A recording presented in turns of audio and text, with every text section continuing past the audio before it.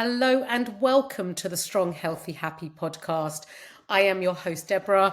I am extremely pleased to be here. I feel like it's been a marathon journey to get to recording this episode. So today is Wednesday. It is a beautiful afternoon. The sun is shining. There is no wind and there is no rain. And I started recording this podcast last Thursday, so almost a week ago. And I have had the most terrible issues connecting and recording and uploading this podcast.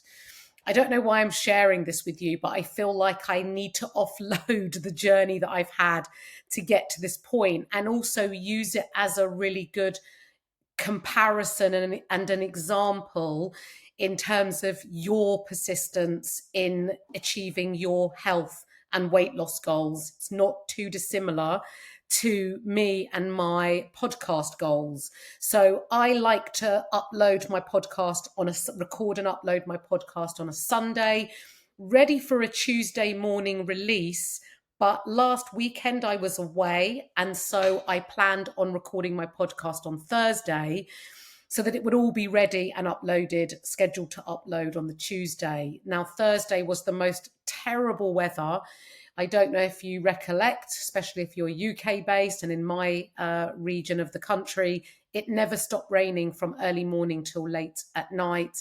It did not stop. It was relentless, and my Wi-Fi kept dropping out. Which was hugely painful and made what should be an enjoyable process very challenging. And then since I've returned from my weekend away, which by the way was to Dublin with a great group of friends, and it was very great fun and really good to have done and spend time with people outside of my usual work routine.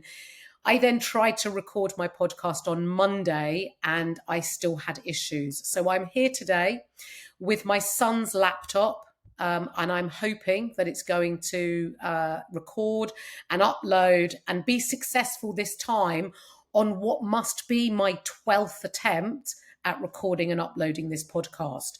So when it comes to your health and fitness goals, there may be challenges that you come across in life that are beyond your control, that are unavoidable, but it is about always doing the best you can in the situation that you're in, and don't give up at the first hurdle. Stay consistent and do the best you can, and don't give up, because by giving up, you will actually take yourself further away from your goal.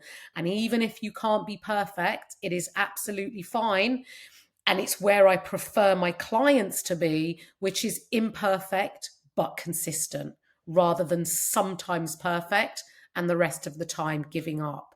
So let's get on with this podcast. And today's podcast is all about resistance exercise and how resistance exercise can improve your mood and your long-term health. Now, I know that resistance exercise, and before I continue that sentence, let me just clarify. Resistance exercise can also be called resistance training. It can also be called strength training. It can take place in a gym or from home, and I'm going to come on to that in a moment. But resistance training is something that I feel a lot of women fear. I know when I take on new clients, it's something that they may not feel confident in doing.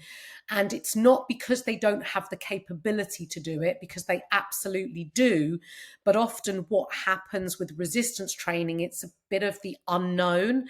And because it's not usually done in a group format, and it's done alone, it's having the lack of direction, the lack of knowledge in how to do the exercises or what to do in a gym environment, feeling comfortable to even get into a gym environment, to then figure out the machines and do the workout. So I want to talk today about why it's important for women to do resistance training, exactly what the benefits are, why it is important for you to do it, how to do it, how often to do it, and how to incorporate it into your life in an easy and manageable way. Now, one of the things I pride myself on in my podcast is keeping things simple and easy to understand. I don't feel it necessary to go too deep into the science of the hows and whys. And I want to make it applicable to you in your life so that you can listen to this podcast and gain some knowledge as a result of it, gain more understanding, and perhaps have some direction and reason as to why you should incorporate resistance training into your current exercise routine. Now, I am a really big advocate in women, anybody, doing the exercise type that they enjoy. Because if you do the exercise you enjoy, you are more likely to do it on a consistent basis. However, it is really important, and you'll find out through this episode why it is important to incorporate resistance training into your exercise routine if you already have one, and if you don't, to start one and incorporate resistance training as part of that routine alongside the other forms of exercise that you're doing. Now, I've used the word resistance training or resistance exercise, they're exactly the same, quite a few times. And you might be listening thinking, okay, Deborah, get to the point. What the bloomin' hell is resistance exercise? I'm going to give you a definition of exactly what it is. So resistance training is a form of exercise that is performed against an external force that causes your muscles to stimulate and contract. Now, this external force can be your own body weight. It could be free weights like dumbbells, kettlebells. It could be machines at the gym. It could be bands, weighted balls, bags, straps. And it can also be your own body weight. And if you're new to resistance exercise, you can get a really effective workout from just using your own body weight. So that is exactly what resistance training is and the definition. I do just want to slot in here. If I switch between saying resistance training and resistance exercise, or even strength training, it is all one and the same in the context that I'm using it. Just sometimes resistance training rolls off my tongue and sometimes resistance exercise does, but it is one and the same. So I'm hoping I'm not confusing you. Now, I'm going to read you out a really extensive list of benefits. And I'm not reading this list out with the intention of scaremongering you into including resistance exercise, because that's not my motivation. But I do believe in pointing out the benefits and the reasons why you should be doing something, especially if I'm sat here advising you to. Now, before I move on to the long-term health benefits, let's first of all talk about menopause, because many of my clients are going through the menopause. Many of my listeners are going through the menopause, and it's not just menopause related. So if you are nowhere near menopause yet, this may not be relevant to you, but actually the benefits of resistance training still applies to you. Now, if you are going through menopause because of your reduced estrogen levels or fluctuating resistant estrogen levels, even if you're on HRT, they may still fluctuate. You are at a greater risk of cardiovascular disease, type 2 diabetes, and various cancers. You are also at risk of a reduced bone density, which can potentially lead to osteoporosis and a loss of muscle tissue alongside a lower mood. Now, the great thing about resistance training is you can reverse these symptoms and these illnesses as a result of resistance training. So resistance training can actually reduce your risk of cardiovascular disease, type 2 diabetes, and cancers. And this is relevant whether you're approaching menopause or not. Resistance training can also improve your bone density and loss of muscle and actually increase your mood. So there are many reasons why you should be doing resistance training if you are approaching menopause. And even if you're not approaching menopause, resistance training will not only increase your strength, improve your joint stability and strength, which will reduce potential risk of injury, and increase your bone mineral density, reducing your risk of osteoporosis, as well as reducing your risk of cardiovascular diseases, type 2 diabetes, cancer, obesity, and other long-term illnesses. Resistance training also puts you in a great position as you are aging and you're approaching the aging process.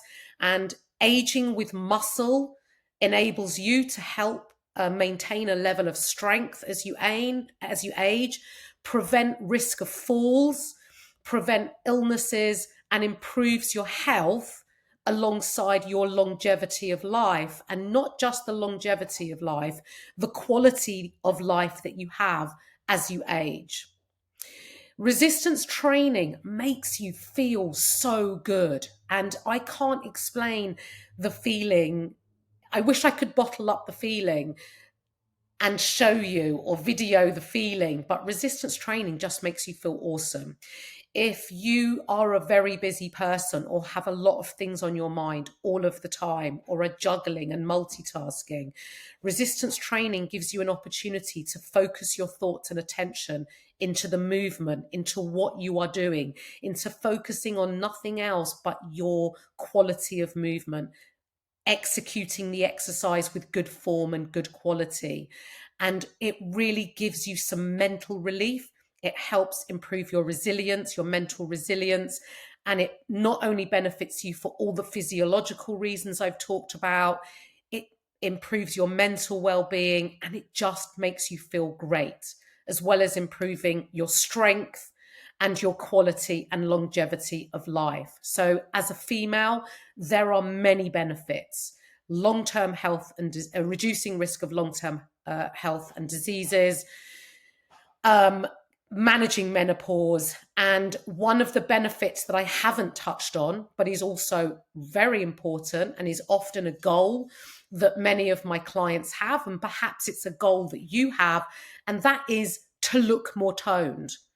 And a lot of my clients are trying, before coaching, were trying to pursue becoming more toned, but actually not doing the correct form of exercise to support the achievement of that goal. So if your goal is to tone up, you need to be doing resistance training, because resistance training promotes the maintenance and ideally the build-up of your muscle tissue. And if you want to look toned, you need to have more muscle tissue to give you that toned look, alongside reducing body fat if you have body fat to lose, so that you can then see the muscle shape. And also you will have an improved body composition. And body composition is the ratio of body fat to lean muscle tissue. And ideally, for health as well as the aesthetics, you want to increase your lean muscle as opposed to your body fat. So I'm going to touch on this really lightly, because I've read out all these benefits, right? Health-wise and aesthetic-wise. And the question is like, how does resistance training achieve this? And really simply, your muscles are metabolically active, which basically means they help improve your metabolism. They burn more calories at rest than they do fat. And so your muscles support weight loss and weight management. And having a higher proportion of muscle can reduce your risk of obesity, which is a major factor in heart disease. Having more muscle helps regulate your blood sugar, reducing your risk of type 2 diabetes, as well as managing your cholesterol by promoting an increase in the good cholesterol in your blood and lowering the bad cholesterol. So it will help manage your cholesterol and any heart problems. And resistance exercise can also help regulate your blood pressure by improving the efficiency of your cardiovascular system. Now, often we associate cardiovascular exercise with an activity like running or cycling or swimming, or something that revolves around continuous movement. But actually, if you are resistance training and using big muscle groups and doing compound moves, which basically mean you're using more than one muscle group at a time, you will increase your blood flow, you will increase your heart rate, you will get a bit hot doing resistance exercise. So it will benefit you in terms of your physical health, your muscle maintenance and building muscle tissue, as well as your cardiovascular health. So there is every reason to include resistance training into your exercise routine. Now, where can you do resistance training? Resistance training can be done from home or from a gym, and you will get considerable health benefits from including just 20 minutes 2 to 3 times a week. So you don't have to spend hours in a gym. You don't even have to go to a gym if that's not what you want to do or have time to do or can afford to do. You can absolutely do resistance training from home, and you can do that using your own body weight or having bands and weights and other accessories to add intensity to your workout. Now, one of the experiences that I have with my clients and with women that I've spoken to over the years, of which there have been many, and it is not uncommon for women to maybe want to do resistance exercise, but actually not know what to do. And the thought of going into a gym environment fills them with horror, um, absolute feeling intimidated, scared of setting foot inside a gym. It's an unknown environment, and you step in it possibly by yourself if you have no one to go with. And it can feel really scary. And I totally understand why you might be feeling that way. And a lot of my clients, before they start coaching, had never set foot in a gym. Sometimes we've started with home workouts, and naturally over time, they have built confidence and have enabled them to step inside a gym and are now doing gym workouts. And I have had a lot of success with women that are now using a gym, but it is not essential to achieve your goal. Now, what I want to sort of reassure you with in a gym environment is, firstly, you might feel that everyone's looking at you, but the chances are is everyone is so busy looking at themselves, they won't even notice you. And you might feel that you're going to do something wrong, but there's nothing wrong that you can do in a gym environment. And if you're new to the gym, sticking to the machines, it's safer. You can't go wrong. You can't drop a weight using a machine. You are in a supported, fixed piece of equipment that moves in one way that you will be able to do. And if there are gym staff on the floor, I would always advise asking them to show you a piece of equipment. Now, as part of my coaching, just to sort of put this in here, my clients can send me videos of any of their exercises that they want me to review so that I can look at their form and feedback any tweaks or changes to further improve the efficiency and effectiveness of the exercise that they're doing. And then they are able to then go away and make those changes. And also, I get my clients together for a team client get together, and we have one planned at the end of the month to do a team gym workout. And this is when I host a bit of a workshop and I look at some of the bigger exercises and how I can support my clients in doing these exercise with really, really good form, and also noticing their exercise intensity and how they're training. Now, if you don't have a coach, obviously you're not going to be able to do that. But I would still encourage you to get into a gym environment and use the advice of the instructors or even personal training to be able to help you. Now, when you're doing a workout in whether it be from home or a gym, I've already said 3 times a week, approximately 2 to 3 times a week, 20 minutes minimum will have considerable health benefits. But regardless of whether your resistance training is done from home or a gym, in order to progress and work towards your goal, whatever your goal might be, it is really important to work from a structured and progressive exercise program. And this will enable you to progress within each of the exercises over time. Now, progress, what is progress? How do we measure progress in resistance training? We measure progress by the quality of your movement. We measure progress by the number of repetitions and aiming for the top end of a rep range. and also by the amount of weight that you are lifting. And these are ways that you can progress within your exercise, within your exercises. And when you stick to the same program over a period of time, it will enable you to apply what is known as the principle of overload. And if you imagine, like if you've had a baby, or if you pick something up every day, but every day it gets a bit heavier, right? A baby is a good description. So whether you've had your own or you have a relative that's got a baby, when you pick that baby up, every day that baby is growing. And if you pick that baby up every day, if you manage to pick that baby up every day for months, maybe even years, that baby is getting heavier, but you are still picking the child up. And therefore, you are getting stronger and you are adapting to the weight of the child.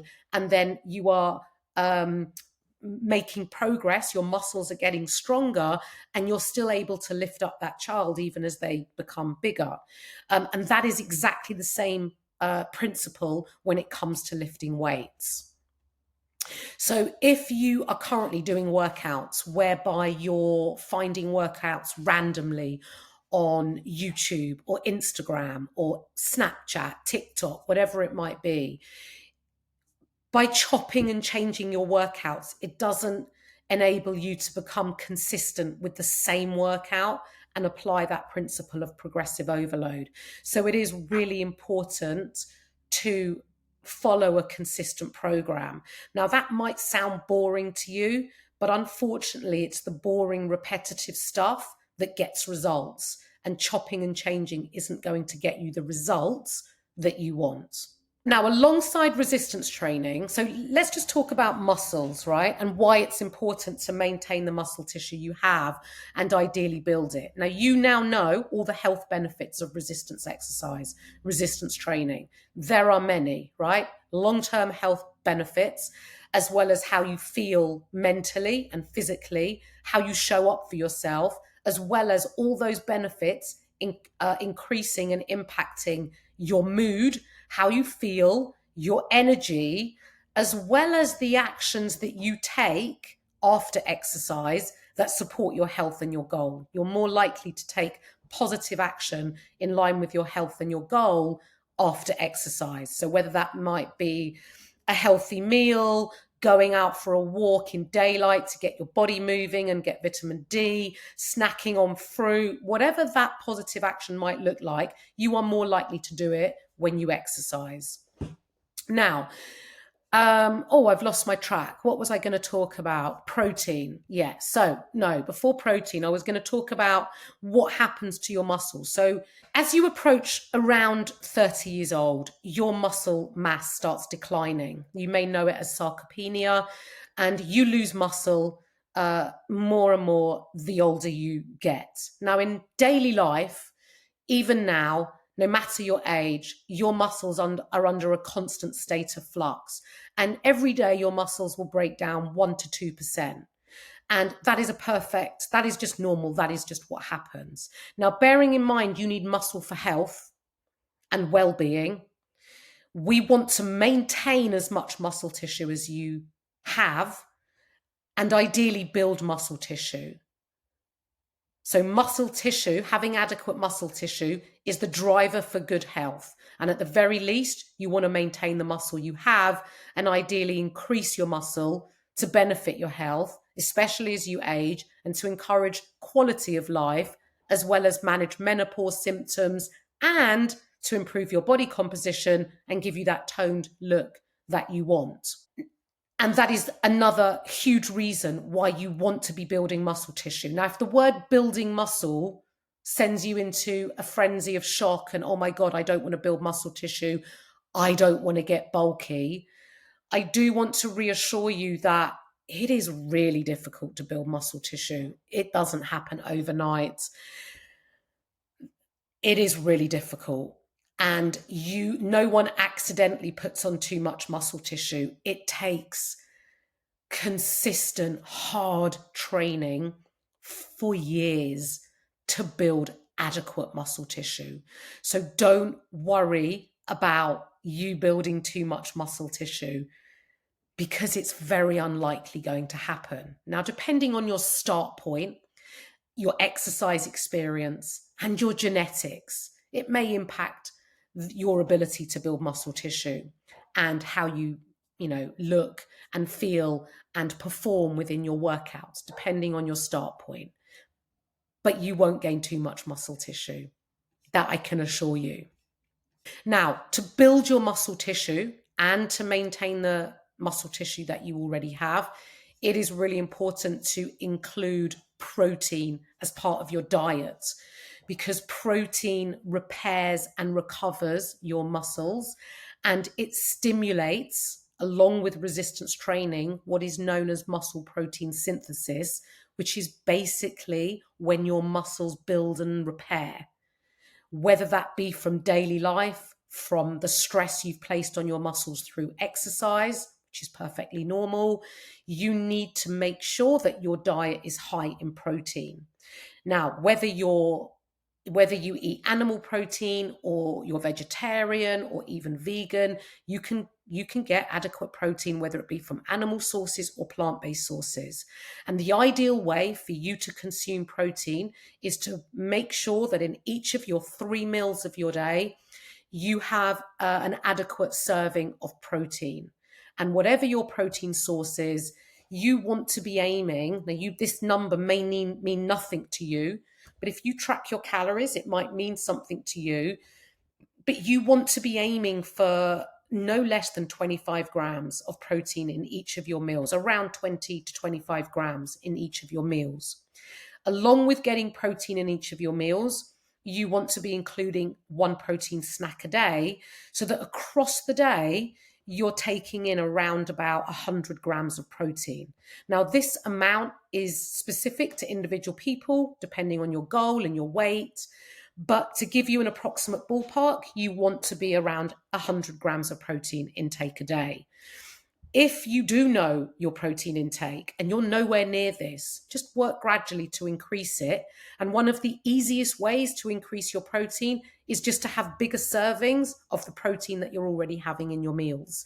But having protein alongside your resistance training is key to maintaining and building your muscle tissue for health, for building muscle tissue, for aesthetics and your body composition. So there is every reason for you to do resistance training. If I have convinced you and spiked up your interest into doing resistance training because you now value all the reasons why you should be resistance training, but you don't know where to start, please get in touch. Please message me through any of my contact details, whether that be through Instagram, Facebook, or by email. You can message me and just type the word resistance, and I will respond with something to help you and enable you to make a start on your resistance training, whether that be from home or a gym. If you are interested in coaching, where I do all the thinking for you and I plan and structure your progressive workouts and I manage your nutrition and I make sure that you are taking on board sufficient protein. Not all my clients track. Some of my clients don't track calories at all. And this is why they have a coach, so that I can advise them accordingly. And I manage their expectations and the achievement of their goals, their diet, their lifestyle, and their exercise. And if this is something that you feel that you would benefit from, then just reach out, get in touch. My contact details are in the show notes. I'm so pleased that I managed to finally record this episode. And I hope that you've gained information from it and that it has given you some practical tips into what you need to do in terms of including resistance training going forwards. And of course, I'm here to help and support you the very best I can. So please don't hesitate to reach out. Whether you're interested in coaching or not, I welcome contact, I welcome messages. So please do message me if you need some additional help or support. Have a great rest of your day, and I'll see you on the next podcast.